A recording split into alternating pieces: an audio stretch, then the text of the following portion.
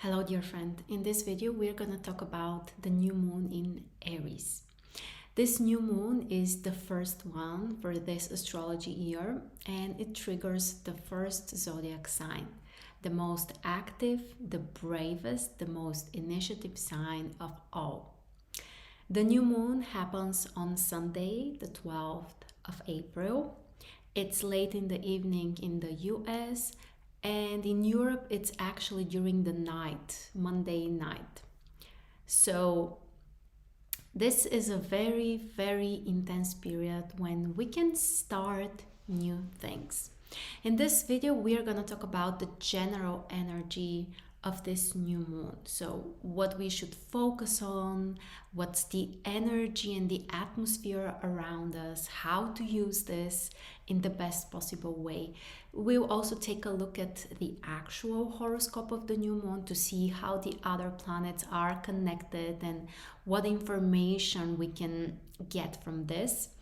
And also we are going to do a short prediction for each sign so that you are more aware of the main life areas where you can concentrate on, where you can start new things, where you can feel like you really have this drive and intense desire to do something. So let's start with the general meaning. What is a new moon? The new moon is the exact conjunction between the sun and the moon. It happens approximately once a month, and it also marks the beginning of the new lunar cycle. This is the time when the energies are kind of resetting and reorganizing, and we can prepare for something new in our life. It's a great time because the energy is very concentrated, and it's the time when we can plant the seeds of something which we want to expand or grow, or something which is really, really important for us. So Aries is a sign which is about new beginnings, and that's exactly what we should do. We should concentrate on something which is important for us and something that we are probably doing for the first time, or at least in this particular form, in this concrete way, that would be the first time. It might be something small, so don't think that you should change your life over one lunar cycle. Sometimes you might, but in other cases, those could be, for example, new exercises that you may start practicing on a daily basis. Or you can start something new in your work or in your business, or you may decide that it's time to change something in your relationship. Obviously, those could be different things that we may start, but the mutual thing is that the initiative comes from you. Aries is the sign of independent personal actions. It's the sign of braveness and courage and risks. And those are some of the things that we can use and we will need in order to achieve our goals. And if you are thinking, okay, but I don't really have courage, or I'm struggling with taking risks, okay, I hear you, and that's totally fine. This new moon is a great time to work with those qualities. Those could be qualities that you think you don't have, or you want to balance in yourself, or you really want to embrace. That's a fantastic time. And my advice is always start with something small. If you feel like you want a big change in your life, but you're not really sure, or you're hesitating or whatever, start with something smaller, and then you will get this courage and this confidence that you can do the same even when it comes to bigger and more important things. But in one way or another, it would be great to embrace the Aries energy in your life. So where do you need to be braver or more courageous, or to do something independently, or to step up for yourself? Or maybe sometimes we need to be more competitive, or we need to do something before someone else, that's the time to focus on those actions. So, a brand new start after Sunday. Now, I would like to show you also the actual chart of this new moon, and we can take a look at the aspect and the exact positions of the new moon. So, as I said, the new moon happens late in the evening, so around 10:30 p.m. Eastern time. In Europe, that's already the night of Monday. And it's on the 23rd degree in Aries. So you might want to check if you have any personal planets around this degree or somewhere in Aries. They will still be triggered. You may have your sun or moon, ascendant, or any other planet. If the planet is less than 5 degrees away from the sun and the moon, which would mean between the 18th and the 28th degree of Aries, that's a very, very strong connection because the new moon literally triggers your planet.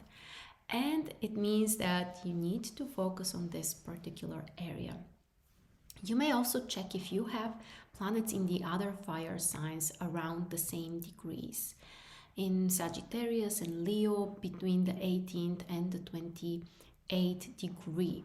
In this case, the new moon will make a trine with your fire planets, which is also a very positive and strong trigger, which can bring you more drive, more energy, more desire to be independent. For example, I have my Uranus here around 24th degree in Sagittarius. So the new moon will trigger my Uranus, and I know that I need to concentrate on my work, on doing something different, and I actually have a pretty good idea what I'm going to do, and that includes you, so you will learn about it when the time comes. But you may have also planets in other signs that might be strongly triggered by the new moon. For example, the other cardinal signs like Libra, Cancer, and Capricorn are also triggered by this new moon, especially if you have planets within the same degrees, within 18 and 28 degrees in the cardinal signs. Those influences will be a little harsher and more provoking because you may need to change something or work harder for something or overcome something, but that shouldn't scare you. It's just a sign that it's a very important new moon and it's also time for a change. Now, let's take a look at the planets which are part of this new moon because there are many. First of all, Venus is very close to the new moon. Venus is in Aries, obviously, which is a very passionate position for Venus, not really balanced, honestly. Venus doesn't feel so comfortable there, so the emotions might be a little extreme or exaggerated, or we might overreact, but this is also bringing us incredible passion and very intense and strong desires. So, my advice would be to follow your desires, the things that you are passionate about, the things that bring you joy, the things that inspire you, that make you feel good. That's what you should focus on. Of course, relationships might be really important. Anything that has to do with beauty, with style. It's a great time if you feel like it's time to change something in this area. Go for it. Venus brings also its own energy and can help you achieve those things as well. Mercury is also part of the new moon. Mercury is in conjunction with the sun and the moon, which means that we can make plans, we can do things that are important in terms of communication or some other intellectual projects, and anything that has to do with information, with friends, with traveling. And the mind might be really active. So Mercury in Aries brings fast decisions and fast reactions, and we should embrace that. We should be in alignment with this energy. What's also really interesting is that the ruler of this new moon is Mars. Mars is the ruler of Aries, and Mars is in Gemini. So Mars is under the rulership of Mercury, and Mercury is under the rulership of Mars. That's what we call mutual reception. And this is an important connection, which triggers also our mind. We need to make certain plans. Maybe we need to learn something. We need to focus also on the details. Keep in mind that Aries is not an energy that supports a patient, detail-oriented approach, but we should try to bring that consciously, because the ruler of the new moon is in Gemini and it has a mutual reception with Mercury. So we shouldn't overlook the details. We should be careful with information. We should use the information and the knowledge and all the other Mercury tools. The other connections that we have are also a sextile between Mars and the new moon. So Mars is not just the ruler of this new moon, but it also makes a positive aspect with it. And that's extremely beneficial because it can help us even more to take some action, to be proactive, to be brave, to do something concrete. But we shouldn't be too impulsive. Keep in mind this connection with Mercury and Gemini as a sign. It's also about analyzing properly. It's about evaluating the details. It's about doing some good planning. So Mars in Gemini brings this a little bit more practical energy. On the other side, Jupiter also has a sextile with the new moon. And Jupiter is the planet of success, prosperity, abundance, and it's honestly really positive when Jupiter supports a new moon, because we can expand the things that we want to start. They can bring us success. It's also a wonderful time to learn something new, to gather more knowledge, more wisdom, and all of that is actually forming a bisextile. The new moon is in the focal point or the apex of the bisextile. We have a sextile with Mars, a sextile with Jupiter, and Mars and Jupiter are connected with a trine. This is what we call bisextile. And this is a fantastic configuration, which also brings lots of potential to express our gifts, our talents, and to be more creative. And it really brings the focus to this amazing new moon. Keep in mind also that we have so many masculine planets. So actually 7 out of 10 planets are in masculine signs. This is another confirmation that it's time to be active. It's time to step up. It's time to do something external, something in the outer world. And the time looks really beneficial for that. The only challenging aspect that we have that triggers the new moon is a square between the new moon and Pluto. This aspect can bring more determination, more focus, stronger desires, even more passion. It can make it a little bit more difficult for us to make compromises or to be flexible or to be kind of softer when we need to. And there might be also some kind of things that we need to overcome, something we need to fight with, but we can be rewarded, and I think that the result can be a great personal transformation. So it might be quite intense. It may not be, only rainbows and unicorns, but that's the only challenging aspect. So I really think that we can handle with that. And we also need to mention that this is the day of the new moon, is also the day when Pluto has an exact square with Venus. And this can bring some overreaction, some really intense emotions. So we need to be aware of that possibility. The next aspect that we have is with Saturn. So Saturn has a creative aspect with the new moon, which can bring us incredible opportunities for changes, for something new, but at the same time, there might be stability in the forms that we create, in the structures that we want to establish, and overall, it's about reorganizing. The last aspect is between Neptune and the new moon. So we have a semi-sextile, minor positive aspect with Neptune.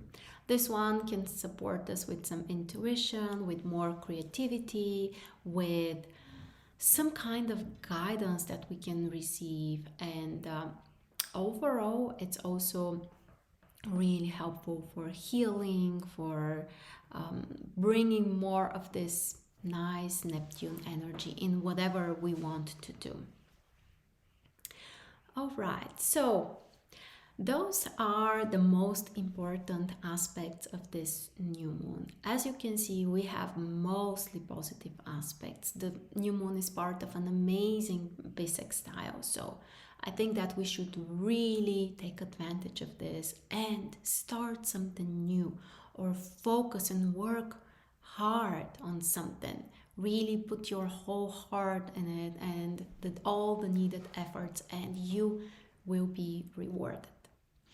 Now I would like to share with you a few suggestions for each zodiac sign and in which area they can focus, which area will be triggered by the new moon. You might want to check your sun and rising sign in order to get the full picture.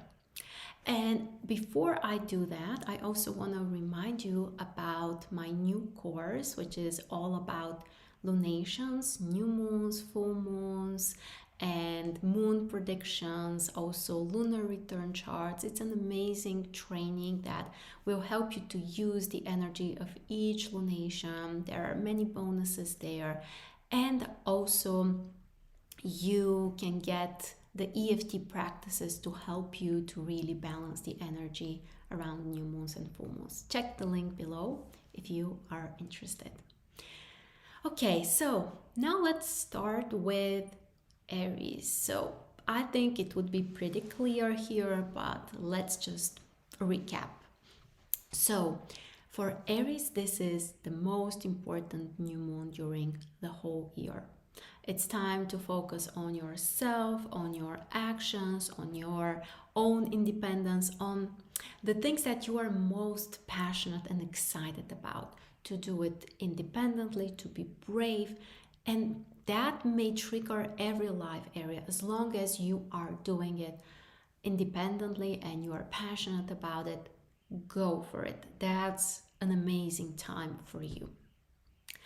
For Taurus, the new moon triggers 12th house, which means that it's time for some reassessments, maybe working with things that you have started in the past, finishing, completing those things, and preparing for the upcoming new beginning, which is next month for you.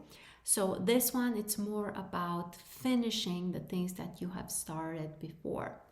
Also, you might want to concentrate more on your internal world, on the things that are personally important for you, and also some spiritual practices. For Gemini, the new moon triggers 11th house, which means that it's a great time to focus on some kind of social work or anything that you can do with friends or with a group of people. Anything that has to do with your ideals, with the things that you really value, the things that you truly believe in. So focus on the future and the things that are important for you. And also make sure to include other people in whatever you want to achieve. For Cancer, this is a very important new moon because it triggers 10th house. This is one of the most important houses in the chart. And it means that whatever you do, it's time to make it visible for others. It's time to attract attention. It's time to concentrate on work or some kind of social project or your business or connection with other authority figures that may help you. But make sure to make it visible, to make your work visible to other people. So a really important month for your career. For Leo, the new moon is very beneficial because it triggers 9th house, and it's a great time to concentrate on your goals, on your vision for the future, on learning new things, receiving information, education, or plans about traveling, or all the things that you want to manifest in your future. That also includes working on your mindset and your belief system. For Virgo, this is a pretty intense new moon because it triggers 8th house. It means that it's time for some deep transformations. You might want to explore more your emotional world or your spiritual world. It's a great time for some energy practices and doing things that generally balance your own energy. Also, you might want to focus on financial activities, investments, or receiving financial support from other people. For Libra, the new moon is also very interesting because it triggers 7th house, the house of relationships and partnerships and close connections and interactions with others. For some people, this could be the time to start a new relationship or to focus and change the things that they want to change in their current relationship. Also, if you are some kind of performer or consultant, 7th house represents your clients, so you might want to focus more on that area as well. For Scorpio, the new moon triggers 6th house, which is a great time to focus on some practical things like work, like responsibilities, like business, and also your health. What can you do to improve those areas? How can you be proactive? Do you need a new diet, nutritional plan, or exercises to follow? Do you need to be more organized, or do you need to change your schedule?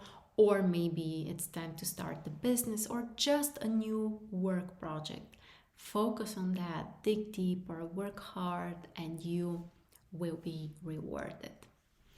Next, we have Sagittarius, who are also experiencing a really nice and positive new moon because it triggers their 5th house, one of the best houses in the chart. So it's time to have some fun.